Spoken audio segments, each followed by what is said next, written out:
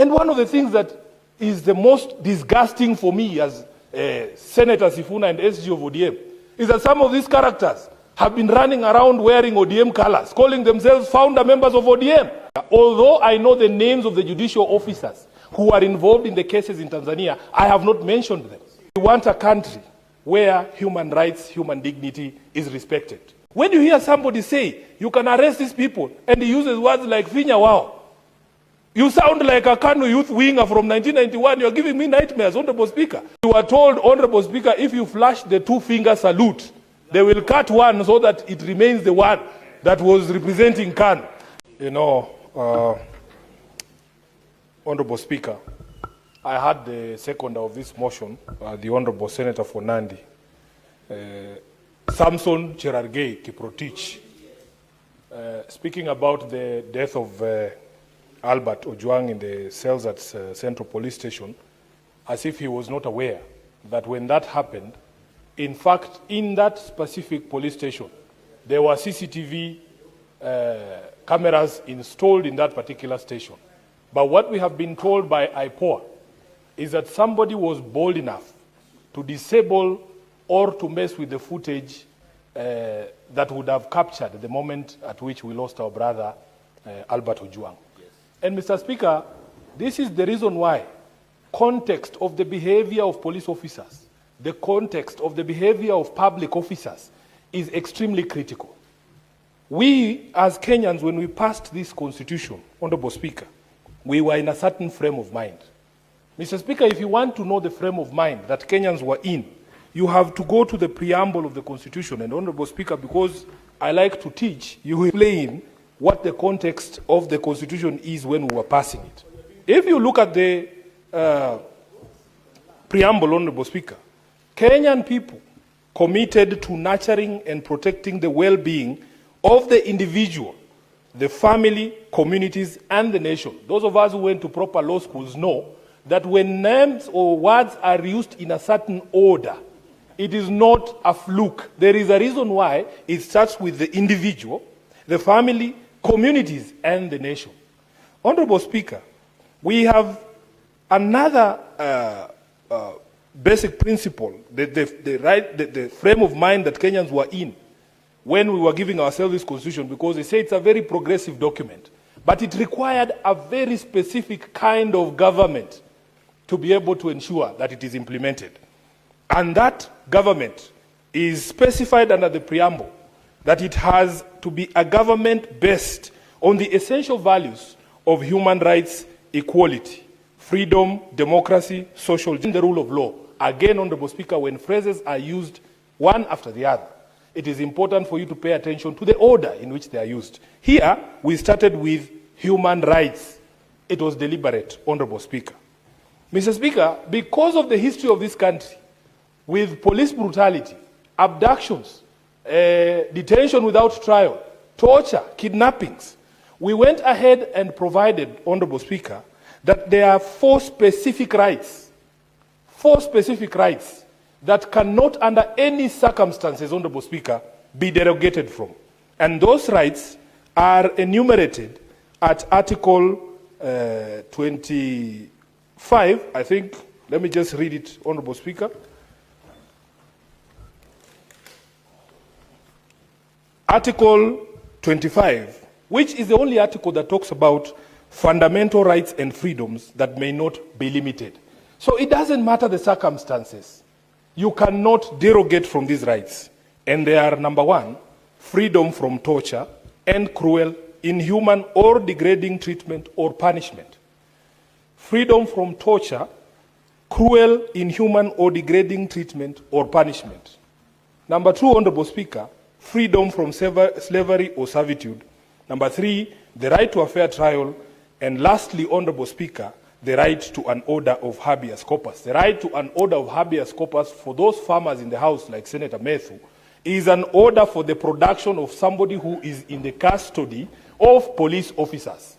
Speaker, the culture of impunity that we have created in this country is what gives a police officer at Central Police Station the confidence to know that even when he switches off that police camera or the CCTV, and commits murder in the cells, the places where we've been told should be the safest places, that culture that gives the people confidence is what we are trying to address as a country. And Honorable Speaker, it shocked me to levels that I cannot even imagine, that a member of this House and a lawyer, for that matter, somebody who claims to be a legal mind, Honorable Speaker, would forget these fundamental provisions of the Constitution and support a situation where Kenyans are being subjected to abductions, subjected to torture, subjected to cruel and dehumanizing punishment.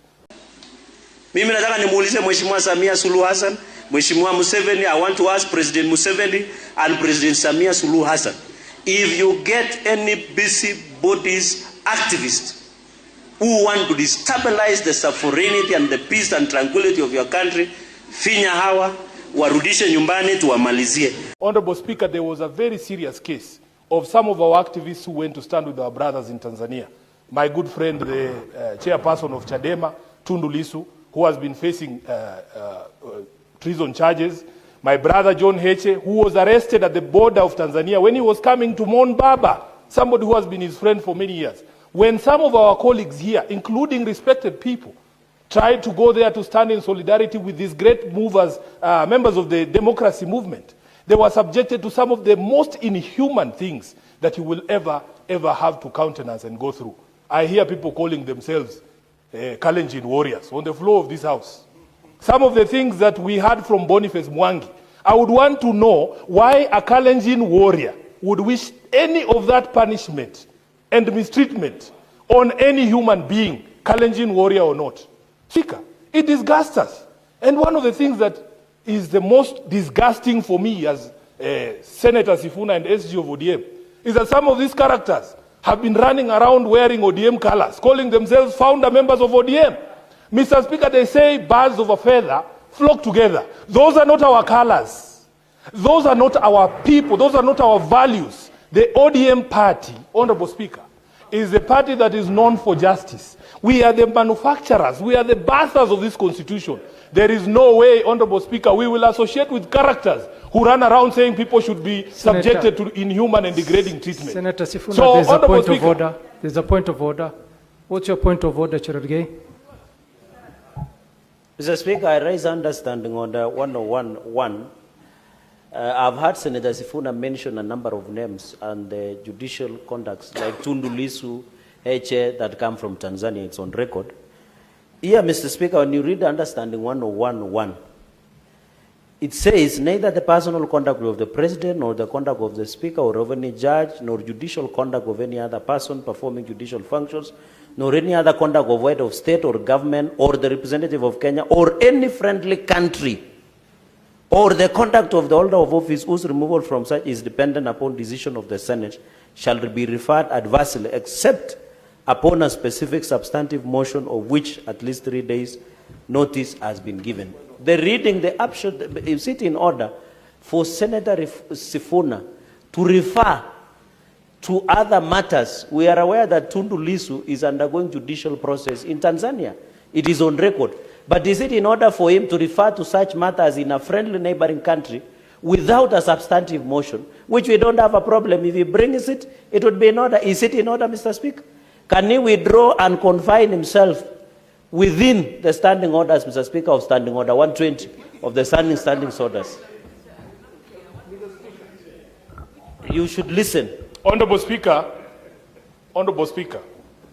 I wish the Honorable Cherargei listens to people making submissions on this floor. And if he can't listen, at least exercise his ability to read, even that standing order that he has read. Clearly, Honorable Speaker, although I know the names of the judicial officers who are involved in the cases in Tanzania, I have not mentioned them. Although I know the people who are responsible for torture abduction of Tanzanians and Kenyans in Tanzania, I have not mentioned them. I am speaking about my friends. If you don't have any friends across the border or anywhere away from Nandi County, that's your own problem. I have not mentioned anybody in that authority. Mr. Speaker, therefore, allow me to continue uninterrupted. The point that I was making. Speaker, we need to create a country that resembles that which we wanted when we passed this constitution. And the point that I was making as SG of ODM, still, Honorable Speaker, wearing that color is not what makes you a good person. That color represents something. We know what we stand for. When somebody sees ODM, they know what it means. So just donning a cap, if you don a cap and you're the ones denying people the right of habeas corpus, our founder, our party leader, the late Raila Amolo Odinga, was for 9 years without trial. His family suffered. His kids missed him, his wife. They were tortured and, even emotional. So when you wear that color, you should know what it represents. You don't just go there, put it on, then you say, oh, I'm a founder member, and start shouting tuta. That's not who we are. Honorable Speaker, the constitution of ODM is molded so closely to the constitution of this country because we are a rights party. So, Speaker, let me tell you this. We want a country where human rights, human dignity is respected. The reports that have been referenced here, including reports from IMLU, they tell us that almost 20 young people have died in police custody, all in prison cells or remand facilities between January and now. Speaker, that is not a statistics that we have made up. It is a serious issue. Almost 60 people have died because of extrajudicial killings. And these proposals are good, Honorable Speaker, because we have seen even in the streets sometimes when young people are trying to capture the police breaking the law, they themselves who are trying to record what is going on are subjected to violence. So let it be that we get this footage from our own equipment that has been installed by the taxpayer. But if we do not develop a culture of respect for the rule of law as stated in the preamble of the Constitution, Honorable Speaker, there's nothing we are doing. So, Speaker, we have to have a conversations. We have spoken here during the motion on the State of the Nation about even reviewing of police standing orders and their operational, what are they called? Yes, there's SOPs, standard operating procedures. Honorable Speaker, because again, I will not tire to remind the country that I am the author of the MOU signed between Raila Odinga and President Ruto. Honorable Speaker, the review of the police standing orders, because I made sure that because I'm a senator, I incorporated the resolutions of this House during the debate on the State of the Nation in that MOU. I had some person running around who was not even in the room when the MOU was being prepared, telling us that it is at 50% implementation. He doesn't know. He hasn't read it, I can confirm, because I know him, he's my friend. We will tell you when that thing has been implemented, because it is not something to hide. It is like this debate we were having in the afternoon. Whether SHA is working or not is not something somebody will tell you. You will hear from the people on the ground. When you go there, Honorable Speaker, in Garissa, you will say, yes, mambo ya harambe hapa imeisha. Honorable Speaker, when that MOU is implemented, nobody will need to shout from the rooftop about its implementation. We will see compensation of the victims of police brutality. They will tell you the money is in their accounts.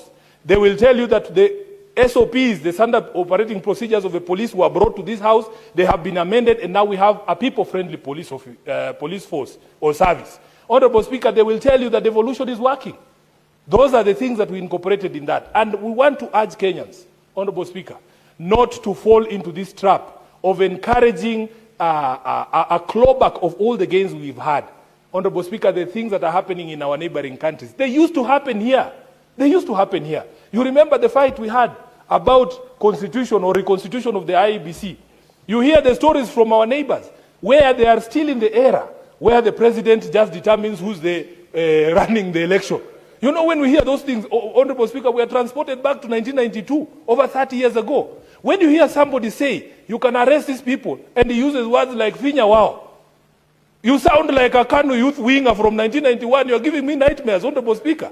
I remember at the advent of multi-party, we were told, Honorable Speaker, if you flash the two-finger salute, they will cut one so that it remains the one that was representing Kanu.